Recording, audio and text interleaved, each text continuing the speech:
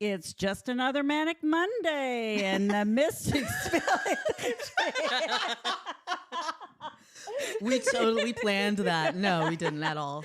I was just That was throwing y'all awesome. off I love a it. little bit. Yeah, Just, I like it. it's You a got to keep us Monday. on our toes, man. I try hard to keep She you on your does. toes. It's a mystic spilling the tea, and it's Monday, and today's topic is The art art of of no. no. I'm Ashwani with Southern Fried Psychics. I'm Leslie Hall, the Purple Rose Psychic. And I'm Nickelle with Rising Digital.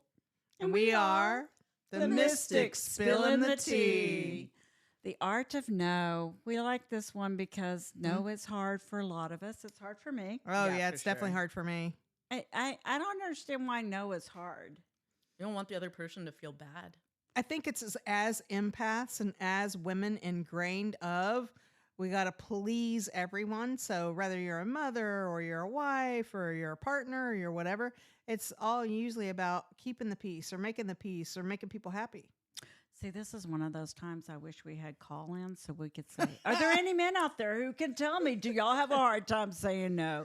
Is it just women? I know men that have a hard Hard time. time. That's for an do too. interesting Yeah. thing. Yeah, that's. I Definitely. was wondering, like, if it was as hard for them as it is for us. You know, because Yeah. it's one of those things. So, I actually have a friend who keeps reminding me, Darby Egger, that no is a complete sentence. Yep. Yeah, It is, period. that one is good. That Yeah, is no, it's a good complete piece of information sentence. to know. She goes, you don't have to provide an explanation. No. You don't owe anyone an explanation.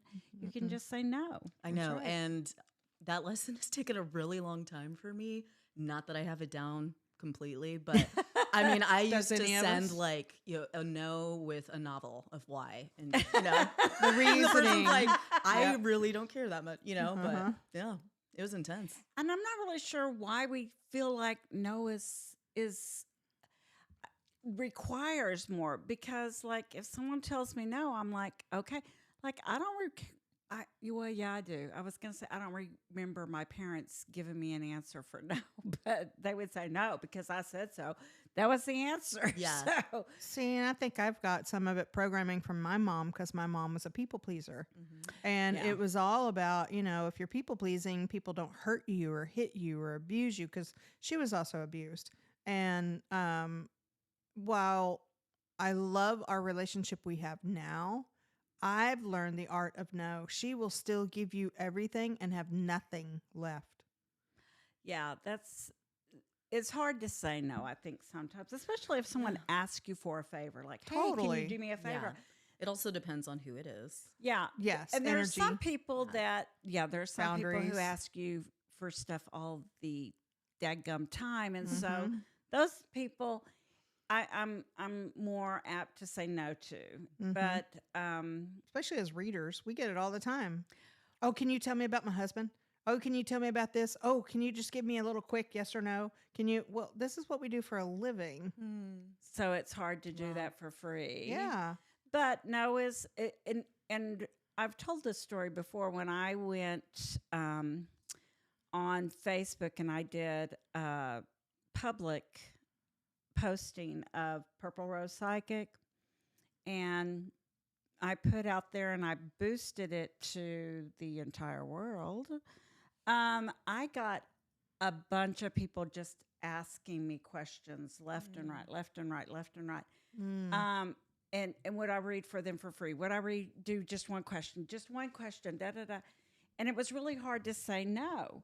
So what I did was that very day I found my dragon ring, and I truly felt like it was Lilith sending it to me to give me, the dragon's name is Lilith, but I also felt like it was a gift given to me to give me a backbone Love it. to say no. Yeah. Because I am a people pleaser. I am a jump through hoops, what you need. I got it. Don't worry about it. I can make it happen.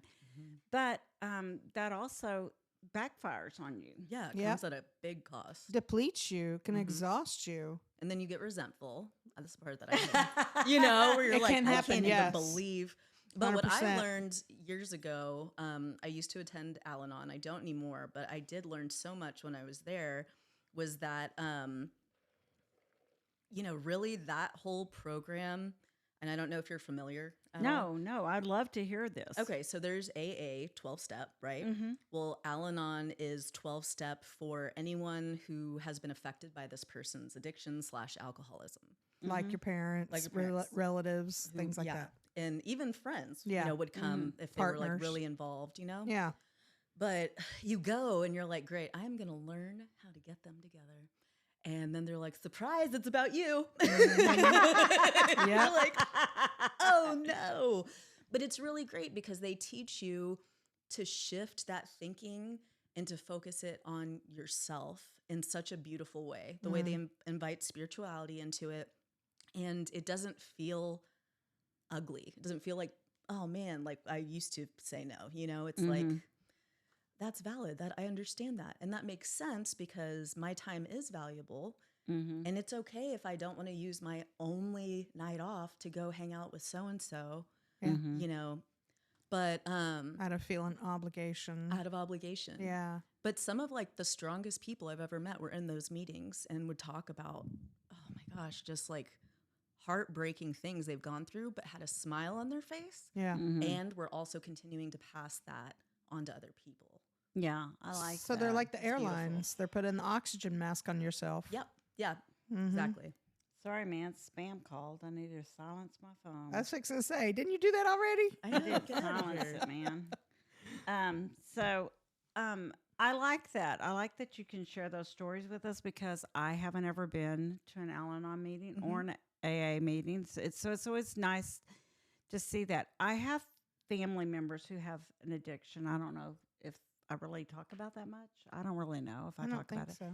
So, yeah, I had a sister who had a drug addiction, and some of her children ended up having drug addictions, and then some of the grandchildren have drug addictions. And so it's really hard because I always want to help them. Of course and you I do. always want to believe that this is the last time. Mhm. But it's always not the last time, and so you're still trying to help them. But that's where I have really I have a hard time saying no. I guess I just have a hard time Well, saying no and- to strangers, even. So Yeah. it's really, I'm like, You're like, oh, everybody. No, Yeah. I just have a hard time saying Well, no to I everybody. think Across the board. the biggest reframe that I took away from there, one of the biggest ones, was that you're not giving them the opportunity to hit their bottom. Because like I've had my relationship with my dad, I've struggled with addiction, and I was bailed out all the time, and I understand, like, I don't know what I would do in that situation, if it was my daughter and everything. But once I started getting the no's, I was like, okay. You got angry. I did. I got angry, but I got to tell you, the healthy part of me was like, all right, Dad, go you, But the other side was like, really? Now? Now we're doing no. I'm The facial expression. Now we're doing no. That that facial true? expression was hilarious. And it was. Totally. But like reframing it, because Yeah. if that stops, then where do they go? And then that's the realization of like, shit, I got to change. Yeah, because you've hit rock bottom. Yeah, you don't have any other options. Because you have no safety net. Nope. Yeah. And that's where rock bottom hits, is with no safety net. Yeah, that's deep shadow work. Yeah, Yeah. that's some deep stuff right there. But it's hard for me to say no to anyone, and I'm trying harder to do that. You're doing good. And part of that has to do, like I said, with once I put out there on Facebook and I started getting a lot of people asking for free readings and things, and I got my dragon ring, and I had my friend telling me no's a complete sentence, just leave it at no, quit explaining yourself. Yeah. It has helped some, because actually when you say no, you do empower yourself. Totally. Yeah. And that, I feel like, is something we all need to know, because I will say yes and let people take advantage of me. Yeah, I've done that Yeah. many definitely. times. I think it's just a trap that we fall into for ourselves sometimes, and we repeat until we finally get the lesson there is to get. Right. And for me, it's okay to be alone. I just Mhm. didn't want you to leave. So like, sure, do whatever you need to, like, Right. I will Mhm. do everything. Please don't leave. And then it's like, actually, you being gone is awesome. Yeah. You being I gone did is- not know. It's See? okay. Yeah, good lesson. Yeah. Those lessons that they teach us in life are really, a lot of those lessons are really hard for us to learn. And like I said, the art of saying no is a big step in that, because a lot of people don't feel comfortable saying no. And I Yeah. really don't understand that, because like these strangers, I didn't know them. Why Mm-hmm. did I care what they felt? Well, and I think that goes again back to programming of somewhere you learned or something happened that no equates to not being safe or not feeling valid or not. There's something that happened in an instance in your life somewhere that created this tape that is on repeat. So think of like an old cassette tape of, ooh, if I say no, this happens. Ooh, if I saw this, like you might have seen your mom do it or something, where it starts this new tape of, oh, mom tried to say no and such happened, or I've seen somebody say no and somebody got really angry, or it's these Yeah. things that happen and it creates And- a tape that repeats. Yeah. And Yeah. that's part of, I think the explanation is that I don't want them to I guess, and that's another thing. When you're texting no, Mm-hmm. how does that no come off? Right. Do you do a little in and a little O? Do you be good in? Is it and all throw an caps? emoji in there, okay? Maybe a How heart. do you- I mean, The like, bird. How do you say no without it Little coming crow. off? So it's funny that like I even care what strangers would think of me, but that's what I feel like it is. It's a judgment Yeah, thing. totally. Like, what will they think if I say no? Right. Will they think I'm a mean person? Will they think I'm a horrible person? Will they badmouth me? Will Right. they And- they trash me on Facebook? And then What? the other side of Leslie will say, and then what? And then what? Yeah. And because there is that's exactly what I say a lot of times to other Yeah. people. I'm like, and Yeah. So Because you then- do it for clients then you all the say why. time. yeah, I do it for clients all the Mhm. time. I'm like, oh yeah, just go ahead and say no. It's Yep. okay. And it is okay. But again, we have to change that programming. Yeah. Yeah. And We got to pop out the tape. and it's part of your abilities to actually just reclaim your voice and Yeah. just saying, like I said, a lot of times it's okay to use a capital N and a capital O Whoa. It's called boundaries. Via text? via text. I don't know. and We that need a sounds whole other very- episode Appropriate texting. When do you use a capital Procedures. and when do you lose a little N, a little O? Yeah. But it's okay to say no. And Yeah. that's one of the things that I think as women and as any people, actually men and everything, that we have to learn that no is a complete sentence. Yep. You don't owe people explanations. You don't have to apologize. If they're putting you on the spot that requires you to say no, Mm-hmm. then, Well, and how they accept that. How do they receive that? which is none of your business. right. It isn't any of your business, but that teaches you Yeah. like how that situation really is. Yeah. You know? I mean, like, how many times are you in a parking lot and someone says, do you have some change or do you have some money? And you go, no. Exactly. Yeah. And that's all you say. I usually don't. I usually say, no, I'm sorry. I'm not carrying cash on me. Because yesterday, give the whole like thing. Yeah. Yeah. No. Well, and some of that too is you have to, for us, I think we would check with our spirit side first, like our knowing, using our abilities to be like, is this a safe situation? Because that's just something you got to check into. Like I've had, addicts who are living on the street when I worked for UPS trying to get into my package car, driving at night downtown Dallas. Woo. Oh my And gosh, so it's scary. literally you run the red light or you just scream no or you just slam the door or whatever you got to do to feel safe. So I usually assess the situation and I'd say 9 times out of 10, I'll usually give them, if I have some money on me, which is not always, I'll give them a couple bucks or $5 or. So the you know. funniest thing, I was at a stoplight not too long ago, and there was someone who was begging, and they were on the passenger side. I keep my purse in the seat. Oh. Okay, so I rolled down the window to give him some money, and after I gave him some money, I can tell you my guides were like, hey, did you know he could have grabbed your purse, and what would you have done? You had to put the car in park. You couldn't even run after him, really. Nope. And I'm like, and so my guides were going, that was stupid. That was dangerous. What were you thinking? Right.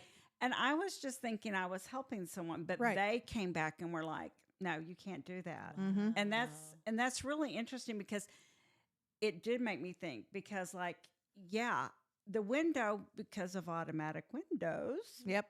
I hit it, it rolled all the way down and I gave him the money and he reached in the car and I was like, it wasn't until afterwards I was like, that was not the wisest move. And that's a great opportunity to learn that next time you'll be more spatially Exactly. aware Yeah. of your surroundings and everything. Yeah, because I was like, do you realize your purse was right there Yeah. and everything like I mean, how easy would it have been? Yeah. And that's the thing I want to also distinguish about. I'm glad that we're talking about homeless people or beggars on the street or whatever they actually go by. I think they have a name. I can't think of what it is right now. Panhandlers. Thank you. I'm like, I know there's a name. I just anyway. As we all say it out loud. Yeah, is when they're asking for money or, you know, they're homeless or whatever, they get a bad rap. They get a bad connotation because then people think, oh, they must be crooks. They must be criminals. They can't get a real job. Well, I've been homeless before. I know what it feels like not to know where your next meal's coming from, not to know where you're sleeping for the night, not to know what's next, and thinking that, okay, how am I going to survive kind of thing. So a lot of times in their mind, I'm sure they're thinking the same thing of, I need $5 because I need a meal. I'm hungry. Mhm. Whereas I hear programming from so many times, family members that'll say this of, oh, they're probably just going to spend that on alcohol. Well, you don't know Yeah, that. I mean, there's an assumption that every one of them is a drug Totally. addict, or every one of them is an alcoholic, or every one of them has got some reason why they're there, Mm-hmm. other than there could be some other serious things that are going on that we don't know about. So Right. it is a judgmental society, and you know, but I don't want to just walk past that and not see it for what it is because I do. I mean, I've seen people at McDonald's, you know, digging through and trying to get coins, and 100%. I'm like, hey, why don't I buy you your lunch? Yeah. today? And I appreciate people like that because I was definitely that person. Like me and Zenny last year. Like I still remember going to Dollar Tree, Mm-hmm. getting her a doll, and I couldn't pay for it. I got some other things, but it wasn't a large amount. And I was so embarrassed. And I was like, okay, can we go ahead and just start taking things off? And the lady behind me was like, no, I got it. Yeah. You know? It's that compassion. you cried, didn't you? Oh, yeah. Yeah, it's that See, compassion. that's the thing is like, you don't realize how much you touch someone else's heart by just giving them compassion, a Yeah. little love, And and a seeing little them. sympathy and empathy for their situation because you don't know what it is. Right. I've paid for people's stuff in front of me before because I'm like, hey, don't worry about it. I got it. And they're like, but let me give you this. I'm like, no, you Doesn't keep that need for another an minute. exchange. Yeah. But that happens. And I feel like that's part of who we are. And in those instances, I have no problem giving and everything. Mhm. But when someone wants a reading for free, I'm like, no. And and it's not because it's me. There's a whole respect. You know how I am when I go to, if y'all knew me and y'all knew how crazy I am, You're y'all not would be crazy. like, she's really crazy. No. But I have a great respect for the time that my guides spend with me Yeah. and the time that they give me information. Mm-hmm. And at fairs and things, I really respect that they're there and that their time is important. So I try not to take breaks. I try not to eat. I just like sit there at my table to really support because I feel like they're supporting me. And so my guides, I feel like I can't give their services away for free because it's not mine. It's them.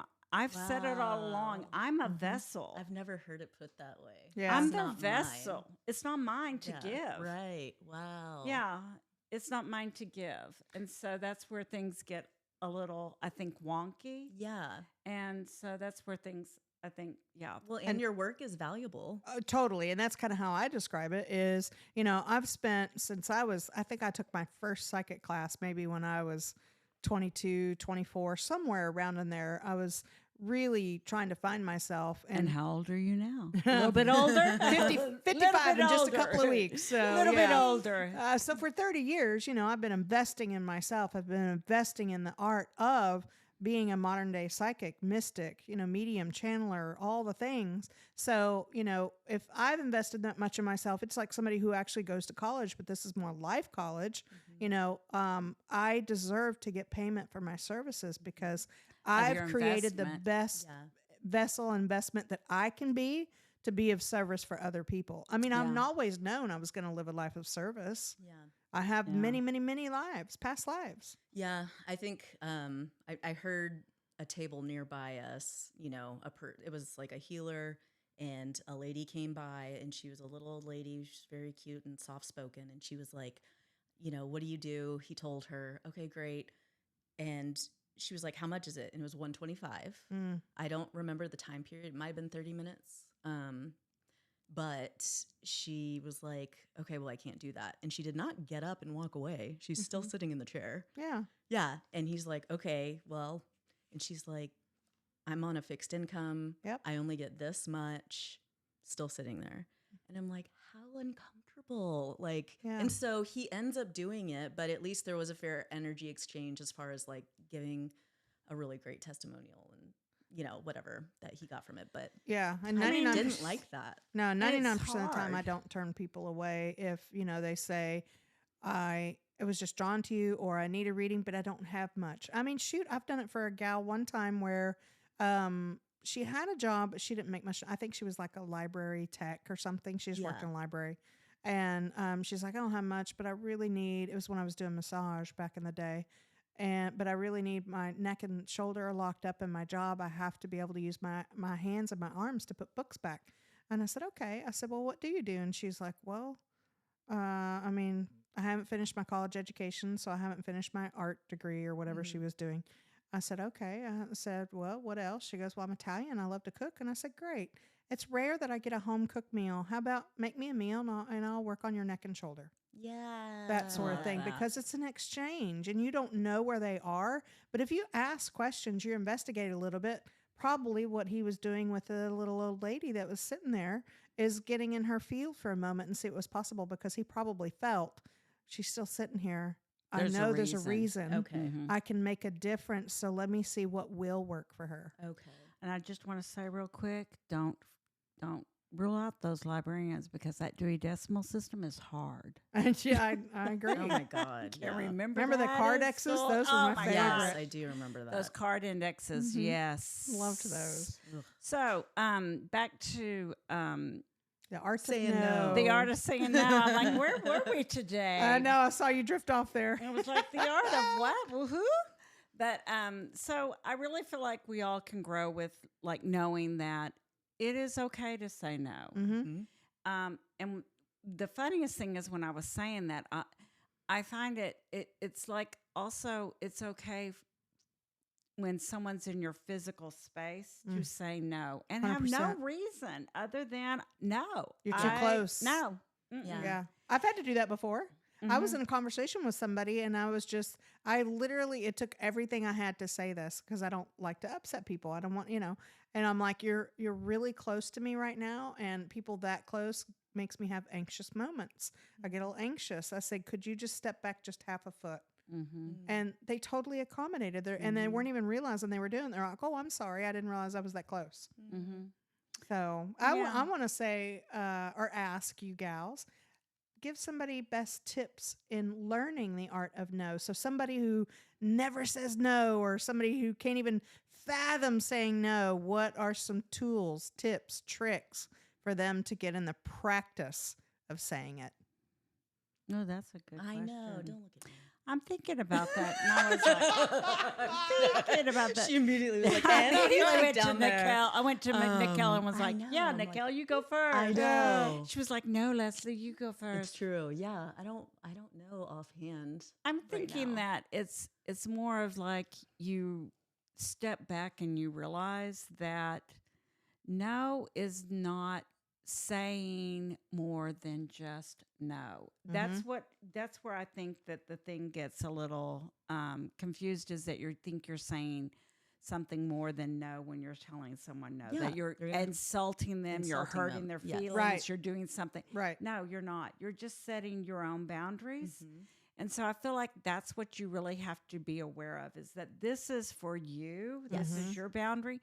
And it has nothing impactful to that person on the other side. Yeah. You're not insulting them. You're not trying to degrade them. You're not trying to do anything. You're setting your own boundaries. So that's where I feel like you start gaining your powers, when your perspective changes from what is it for this person as much as it is what is it for you. And that old adage that you teach people how to treat you. Yeah. Oh, that's a good one. Yeah. That one, man. But yeah, I agree. And I think that for me, realizing that my time is valuable, you know, and yeah, it's precious. And where I invest that is my choice. It is totally your choice. You know, and so I don't owe anybody anything. Nope. That's the other thing, is like, you only owe someone the answer. Yeah, That's the it. answer. The Yeah. answer. You don't owe them a whole explanation.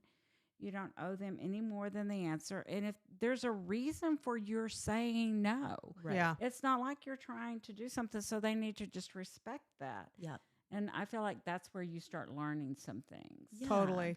And I'd say, like, my best tips or tricks is, I don't even remember where I learned this. I think it was some workshop or something I took where we had to face each other, like you partnered up, you paired up, and you practiced with somebody.